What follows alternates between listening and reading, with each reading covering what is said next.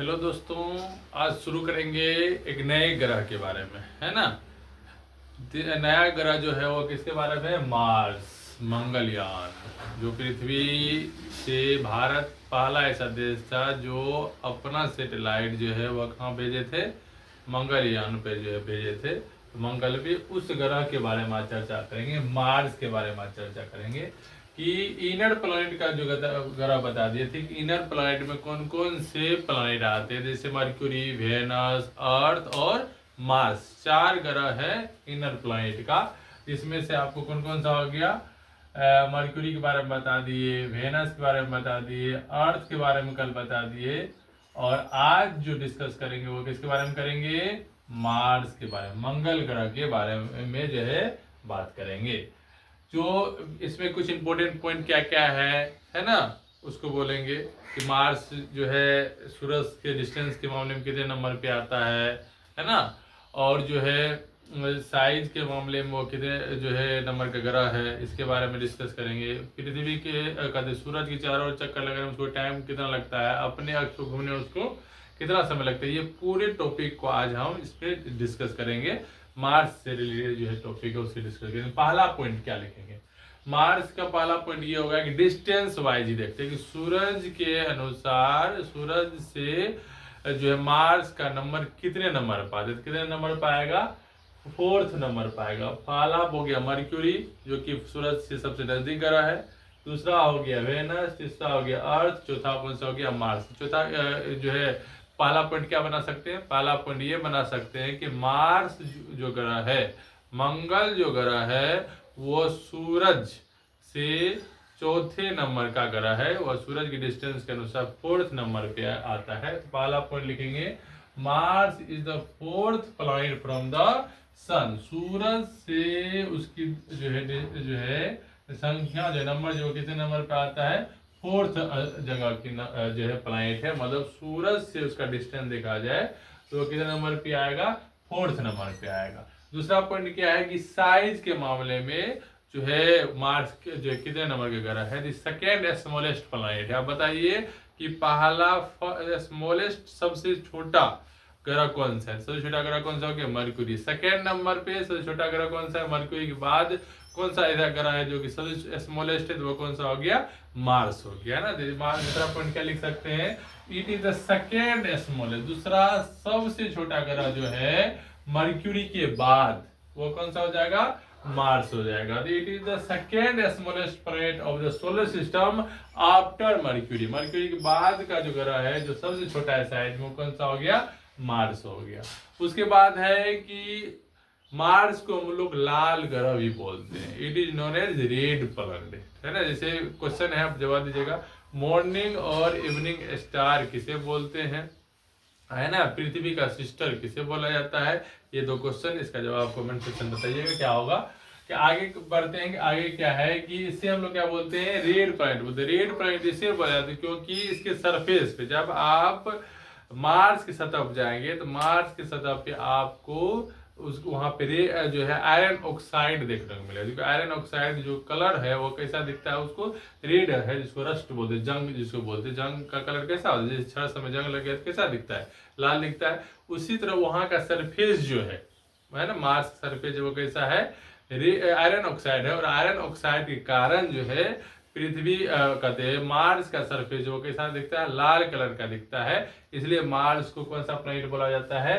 Red planet बोलते हैं। कौन सा ग्रह बोलते हैं? रेड प्लैनेट बोलते। कहता है कि मार्स का एवरेज टेम्परेचर क्या होता है कि -63 डिग्री सेल्सियस, मतलब 0 डिग्री पर तो सब कुछ जमने लगता है कि -60 डिग्री सेल्सियस यहाँ के एवरेज टेम्परेचर, इससे भी नीचे जो है टेम्परेचर जा सकता है कि एवरेज टेम्परेचर इसका कितना? -63 डिग्री सेल्सियस है। कह रहा है कि इसके पास 2 मून होता है। अभी तक बात किए थे मर्क्यूरी के पास एक भी मून नहीं है, वेनस के पास भी एक भी मून नहीं है, पृथ्वी के पास एक मून है ना। एक नेचुरल सैटेलाइट जिसको मून बोलते हैं। लेकिन मार्स के पास जो है वो जो है मरकरी, वेनस, अर्थ, मार्स के पास जो है वो 2 मून है। कौन कौन सा है? फोबोस और डीमोस, है ना। 2 ग्रह का नाम जो याद रख लीजिए कि मून के पास जो 2 मून है नेचुरल सैटेलाइट, वो कौन कौन सा है? फोबोस हो गया और डिमोस हो गया, फोबोस हो गया और डिमोस हो गया। ये दो सैटेलाइट, दो जो है उसके पास नेचुरल सैटेलाइट है, किसके पास, मार्स के पास।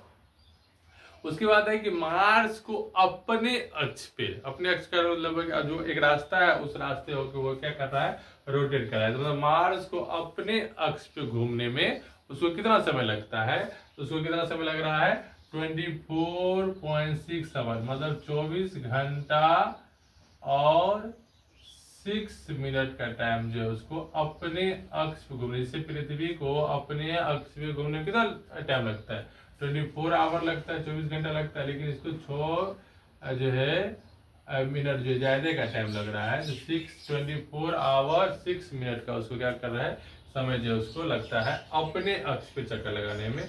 और सूरज के चारों ओर चक्कर लगाने में उसको 6,687 अर्थ डे लगता है, मतलब 687 दिन लगता है। मतलब पृथ्वी पे अर्थ डे किसको बोलते हैं, एक दिन बराबर 24 आवर्स बराबर एक दिन होता है, और वही 1 डेज को हम लोग अर्थ डे बोलते हैं। तो मतलब पृथ्वी के अनुसार, पृथ्वी पे जो के अनुसार जैसे 687 दिन होगा, तो वहां पे 687 दिन बराबर एक साल हो। जैसे पृथ्वी में 365 या 366 डेज बराबर एक दिन, एक साल होता है, यहाँ पे 687 डेज, मतलब उसको सूरज के चारों चक्कर लगाने में 687 दिन का समय लगता है। और डायमीटर जो है, इसकी डायमीटर जो होती है उसको सर्कल के अनुसार, इसके अनुसार यहाँ से यहाँ तक एक जो है पोजीशन क्या बोलते हैं, डायमीटर बोलते हैं। इसका डायमीटर जो है वो क्या है, 6779, जो पृथ्वी के डायमीटर से आधा है ना। इसलिए साइज के मामले, तो सेकेंड पृथ्वी कितने नंबर पर आता है, 5 नंबर पे आता है साइज के मामले में। और रिसेंटली देखा गया है कि सबसे ज्यादा मात्रा में जिस ग्रह के बारे में स्टडीज किया गया है, पढ़ाई किया गया है, जिसके बारे में रिसर्च किया गया, वो कौन सा था, मार्स। क्यों, क्योंकि मार्स पे ह्यूमन का रिप्रेजेंटेशन की संभावनाएं बढ़ रही है। मतलब ऐसा माना जा रहा है कि अर्थ के बाद कोई भी ऐसा ग्रह है जहाँ पे जीवन संभव हो सकता है, जहाँ पे मनुष्य रह सकते हैं, तो वो कौन सा जगह है, मार्स है। तो मनुष्य दुनिया में सबसे लालची जो प्राणी है ना, वो है मनुष्य। कुछ भी होगा कदमों दे दीजिए, उसका पेट भरने वाला नहीं है। पृथ्वी को गंदा कर ही चुका है, अब कहाँ गंदा करने की बारी है, मार्स पे। तो Mars is one of the most studied planet, सबसे ज्यादा मात्रा में इसके बारे में पढ़ाई, इसके बारे में रिसर्च करने वाला है, क्योंकि इसका टारगेट है ह्यूमन स्पेस मिशन, मतलब सबसे वहां पे मनुष्य का निवास हो भविष्य में, इसके लिए इस पर ज्यादा रिसर्च की जा रही है। तो मनुष्य हमेशा अपने बेनिफिट के लिए वो काम करेगा जो उसको लाभ मिले। नेचर से क्या होगा नहीं होगा उसको लेना देना नहीं है। ये मार्स से रिलेटेड कुछ इंपॉर्टेंट पॉइंट थे, इसको आपको जो नोट कर लेना है।